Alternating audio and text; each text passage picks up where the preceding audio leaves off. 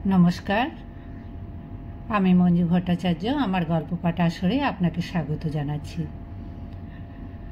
आज आमी पढ़े शोनाच्छि आपनादेर बहु परिचित एवं बहु पठित एकटी छोट गल्प रामेर सुमति। रामलालेर बयस कम छिलो, किन्तु दुष्टु बुद्धि कम छिलो ना। ग्रामेर लोके ताहाके भय करित। अत्याचार जे ताहार कखन कोन दिक दिया किभाबे देखा दिबे से कथा काहारो अनुमान करिबार जो छिलो ना। ताहार बईमात्र बड़ भाई श्यामलालकेও ठीक शांत प्रकृतिर लोक बला चले ना, किन्तु से लघु अपराधे गुरुदण्ड करित ना। ग्रामेर जमीदारी काछारीते से काज करित एवं निजेर जमी जमा तदारक करित। ताहादेर अवस्था सচ্ছল छिलो। पुकुर बागान धान जमी 2-10 घर बागदी प्रजा एवं किछु नगद टाकाओ छिलो। श्यामलालेर पत्नी नारायणी जेबार प्रथम घर करिते आसेन से आज 13 बछरेर कथा। सेई बछरे रामेर विधवा जननीर मृत्यु हय। मृत्युकाले तिनि 2.5 बछरेर शिशु राम एवं एई मस्त संसारटा ताहार 13 बछरेर बालिका पुत्रबधू नारायणेर हाते तुलिया दिया जान। ए बछर चारिदिके अत्यंत जड़ हইতেছিল। नारायणीও জ্বরে পড়িলেন। 3-4টা গ্রামের মধ্যে একমাত্র খানিকটা পাশ করা ডাক্তার নীলমণি সরকারের 1 টাকা ভিজিট 2 টাকায় চড়িয়া গেল এবং তাহার কুইনিনের পুড়িয়া অ্যারারুট ও ময়দা সহযোগে সুখাদ্য হইয়া উঠিল। 7 দিন কাটিয়া গেল, নারায়ণের জ্বর ছাড়ে না। শ্যামলাল চিন্তিত হইয়া উঠিলেন। বাড়ির দাসের নৃত্যকালী ডাক্তার ডাকিতে গিয়াছিল। ফিরিয়া আসিয়া বলিল, আজ তাকে ভিন গায়ে যেতে হবে, সেখানে 4 টাকা ভিজিট, আসতে পারবে না। শ্যামলাল ক্রুদ্ধ হইয়া বলিলেন, আমিও না হয় 4 টাকায় দেব, টাকা আগে না প্রাণ আগে, যা তুই চামারটাকে ডেকে আনগে। নারায়ণী ঘরের ভেতর হইতে সে কথা শুনিতে পাইয়া ক্ষীণ স্বরে ডাকিয়া বলিলেন, ওগো, কেন তুমি অত ব্যস্ত হচ্ছ? ডাক্তার না হয় কালই আসবে, একদিনে আর কি খেতে হবে? রামলাল উঠানের একধারে পেয়ারা তলায় বসে পাখির খাঁচা তৈরি করিতেছিল। উঠিয়া আসিয়া বলিল, তুই থাক নেত্য, আমি যাচ্ছি। দেবরটির সাড়া পাইয়া উদ্বেগে নারায়ণী উঠিয়া বসিয়া বলিলেন, ওগো, রামকে মানা করো। ও রাম, মাথা খাস আমার, যাস নে, লক্ষ্মী ভাইটি আমার। ছি দাদা, ঝগড়া করতে নেই। রাম কর্ণপাতও করিল না, বাহির হইয়া গেল। 5 বছরের ভাতুষপুত্র তখনও কাঠিগুলা ধরিয়া বসিয়াছিল। কহিল, খাঁচা বুনবে না কাকা? বুনব এখন, বলিয়া রাম চলিয়া গেল। নারায়ণী কপালে করাঘাত করিয়া কাঁদো কাঁদো হইয়া স্বামীকে উদ্দেশ করিয়া বলিলেন, কেন তুমি ওকে যেতে দিলে? দেখো কি কাণ্ড বা করে আসে। শ্যামলাল ক্রুদ্ধ ও বিরক্ত হইয়াই ছিলেন। রাগিয়া বলিলেন, আমি কি করব? তোমার মানা শুনল না, আমার মানা শুনবে?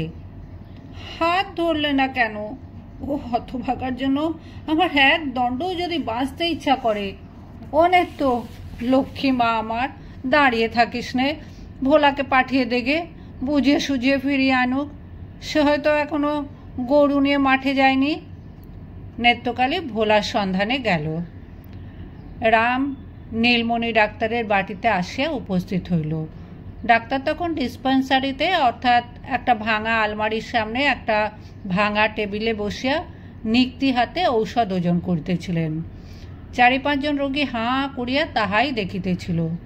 ডাক্তার আর চোখে চাহিয়া নিজের কাজে মন দিলেন।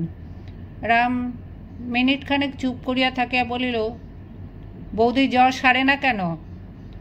ডাক্তার নিক্তিতে চক্ষু নিবদ্ধ রাখিয়াই বলিলেন, আমি কি করব? ওষুধ দিচ্ছি। ছাই দিচ্ছ? পচা ময়দার গুঁড়োতে অসুখ ভালো হয়? কথা শুনিয়া নীলমণি ওজন নিক্তি সব তুলিয়া চোখ রাঙা করিয়া বাক্য শূন্য হইয়া চাহিয়া রইলেন। এত বড় শক্ত কথা মুখে আনিবার স্পর্ধা সংসারে যে কোনো মানুষের থাকতে পারে তিনি তাহা জানিতেন না। ক্ষণেক পরে গর্জিয়া উঠিলেন, পচা ময়দার গুঁড়ো তবে নিতে আসিস কেন রে? তোর দাদা পায়ে ধরে ডাকতে পাঠায় কেন রে? রাম বলিল, এদিকে আর ডাক্তার নেই, তাই ডাকতে পাঠায়, থাকলে পাঠাতো না। লোকগুলো স্তম্ভিত হইয়া শুনিতেছিল। তাহাদিগের পানে চাহিয়া দেখিয়া সে পুনর্বার বলিল, তুমি ছোট জাত, বামুনের মান মর্যাদা জানো না, তাই বলে ফেললে। পায়ে ধরে ডাকতে পাঠায়, দাদা কারো পায়ে ধরে না।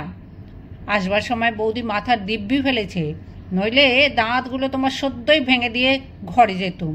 তা শোনো, ভালো ওষুধ নিয়ে এখনই এসো, দেরি করো না। আজ যদি জ্বর না ছাড়ে, ওই যে সামনে কলমের আমবাগান করেছ, বেশি বড় হয়নি তো, ও কুড়ুলের এক এক ঘাই কাত হয়ে যাবে। ওর একটিও আজ রাত্রে থাকবে না। কাল এসে এই শিশি বোতলগুলো গুঁড়ো করে দিয়ে যাব। বলিয়াই সে বাহির হইয়া চলিয়া গেল।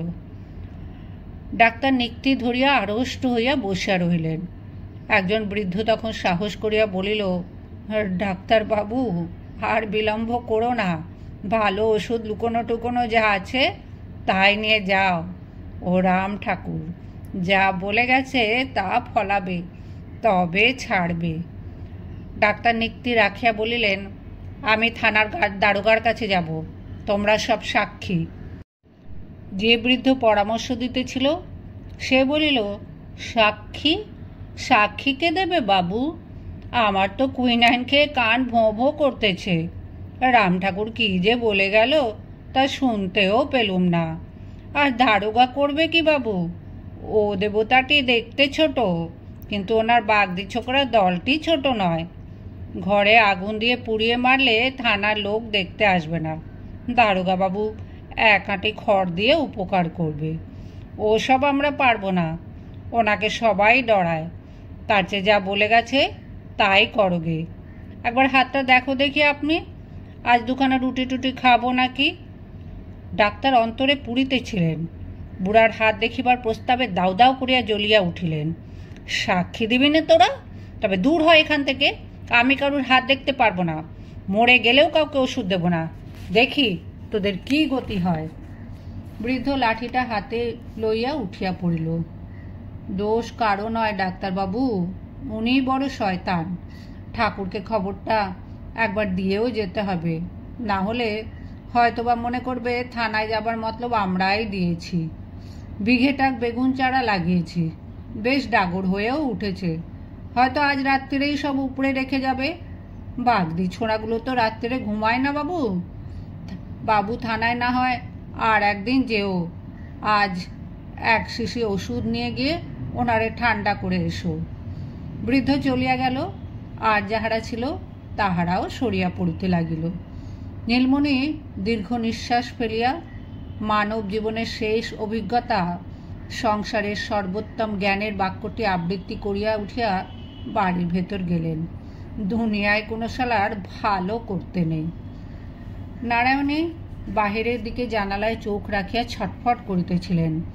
রাম বাড়ি ফিরিয়া আসে ডাকিল, গোবিন্দ, খাঁচা ধরবি আয়। নারায়ণী ডাকিলেন, ও রাম, একবার এদিকে আয়। রাম কঞ্চির মধ্যে সাবধানে কাঠি পড়াইতে পড়াইতে বলিল, এখন না, কাজ করছি। নারায়ণী ধমক দিয়া বলিলেন, আয় বলছি শিগগির। রাম কাঠিগুলো নামাইয়া রাখিয়া বৌদির ঘরে গিয়া তক্তপোষের একধারে পায়ের কাছে গিয়া বসিল। নারায়ণী জিজ্ঞাসা করিলেন, ডাক্তারের সঙ্গে তোর দেখা হলো? হ্যাঁ। কি বললি তাকে? আসতে বললুম। নারায়ণী বিশ্বাস করিলেন না। শুধু আসতে বললি, আর কিছু বলিসনি? রাম চুপ করিয়া রহিল।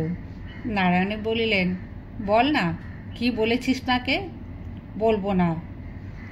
নৃত্যকালী ঘরে ঢুকিয়া সংবাদ দিল ডাক্তারবাবু আসছেন। নারায়ণী মোটা চাদরটা টানিয়া লইয়া পাশ ফিরিয়া শুইলেন। রাম ছুটিয়া পলাইয়া গেল। অনতিকাল পরেই ডাক্তার লইয়া শ্যামলাল ঘরে ঢুকিলেন। ডাক্তার কর্তব্যকর্ম সম্পন্ন করিয়া পরিশেষে নারায়ণীকে সম্বোধন করিয়া বলিলেন, বৌমা, জ্বর সারা না সারা কি ডাক্তারের হাতে? তোমার দেওরটি তো আমাকে 2 দিনের সময় দিয়েছে। এর মধ্যে সারে ভালো, না সারে তো আমার ঘর ধরে আগুন ধরিয়ে দেবে। নারায়ণী লজ্জায় মরিয়া গিয়া বলিলেন, ওর ওই রকম কথা, আপনি কোনো ভয় করবেন না। ডাক্তার বলিলেন, লোকে বলে ওর একটা দল আছে, তাদের যে কথা সেই কাজ, তাতেই বড় শঙ্কা হয় মা। আমরা ওষুধই দিতে পারি, প্রাণ দিতে পারি নে। নারায়ণী চুপ করিয়া রহিলেন। শ্যামলাল রুষ্ট হইয়া বলিলেন, ও ছোঁড়া একদিন জেলে যাবে তা জানি, কিন্তু ওই সঙ্গে আমাকেও না যেতে হয় তাই ভাবি। আজ নীলমণির শোবার ঘরের সিন্দুক খুলিয়া আসল কুইনিন এবং টাটকা ঔষধ আনিয়াছিলেন। তাই ব্যবস্থা করিয়া ফিরিবার সময় শ্যামলাল 4 টাকা ভিজিট দিতে গেলে তিনি জিভ কাটিয়া বলিলেন, সর্বনাশ, আমার ভিজিট তো 1 টাকা, তার বেশি আমি কোনো মতেই নিতে পারবো না, অভ্যাস আমার নেই। শ্যামবাবু, টাকা 2 দিনের, কিন্তু ধর্মটা যে চিরদিনের। 2 দিন পূর্বে এইখানেই যে 1 টাকার অধিক আদায় করিয়া লইয়াছিলেন, আজ সে কথাও তিনি বিস্মৃত হইলেন। কিন্তু শ্যামলাল সমস্ত ব্যাপারটা বুঝিয়া লইলেন। যাহা হোক, নারায়ণে আরোগ্য হইয়া উঠিলেন এবং সংসার আবার পূর্বের মতোই চলিতে লাগিল।